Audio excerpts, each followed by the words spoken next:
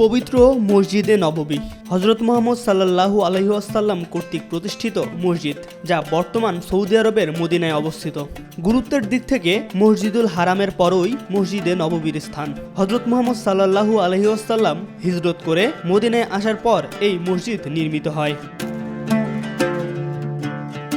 পৃথিবীর সর্বশ্রেষ্ঠ মানুষ রাসূল সাল্লাল্লাহু আলাইহি ওয়াসাল্লাম এর পবিত্র রওজা সংযুক্ত থাকায় মসজিদে নববীর প্রতি মুসলমানদের শ্রদ্ধা ও আবেগ অত্যন্ত বেশি। তিনি নিজে ব্যক্তিগতভাবে মসজিদটির নির্মাণ কাজে অংশ নিয়েছিলেন। শুধু তাই নয়, মসজিদে নববীকে ঘিরেই ইসলামী রাষ্ট্র ব্যবস্থার দ্বার উন্মোচিত হয়েছিল।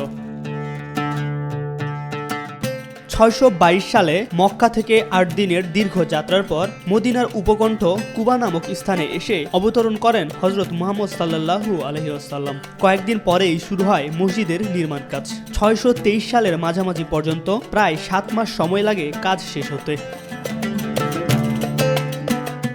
মদিনায় প্রবেশের পর রাসূল সাল্লাল্লাহু আলাইহি ওয়াসাল্লাম এর উট যে জায়গাটিতে বসে পড়ছিল সেখানেই তৈরি করা হয় ঐতিহাসিক মসজিদে নববী। মদিনার 2 এতিম বালক সাহল ও সোহাইলের কাছ থেকে 10 দিনারের বিনিময়ে জায়গাটি কিনে নেওয়া হয়। টাকা পরিশোধ করেন হযরত আবু বকর রাদিয়াল্লাহু আনহু।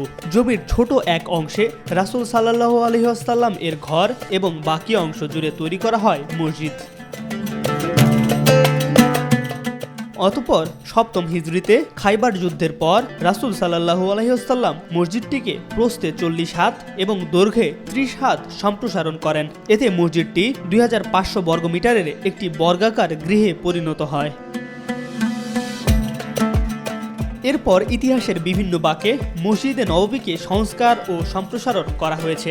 এর গম্বুজে যে নীল আস্তরণ 1817 সালে কিছু সংস্কারের পর সেটা লাগিয়েছিলেন তুর্কি সুলতান দ্বিতীয় মাহমুদ। এখন পর্যন্ত সেই রং জ্বলজ্বল করছে। এই মসজিদটি ছিল সাহাবীদের মিলনস্থল। তারা এখানে একত্রিত হতেন, এখান থেকেই ধর্মীয় বিষয়াদি শিখতেন। এই মসজিদে একত্রিত হয়ে তারা গোত্রীয় দ্বন্দ্ব সংঘাত, ঘৃণাবিদ্বেষ সব ভুলে পারস্পরিক সম্প্রীতি ও সৌহার্দ্যপূর্ণভাবে অবস্থান করতেন। এই মসজিদটিকে কেন্দ্র করে নবগঠিত মদিনা রাষ্ট্রের যাবতীয় কাজকর্ম পরিচালিত হতো।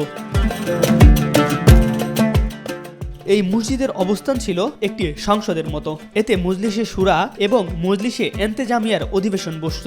নিরাশ্রয়, বাড়িঘরহীন, পরিবার পরিজন, সহায় সম্পত্তি নেই এমন মুজাহির মুসলমানদের আশ্রয়স্থল ছিল মসজিদে নববী।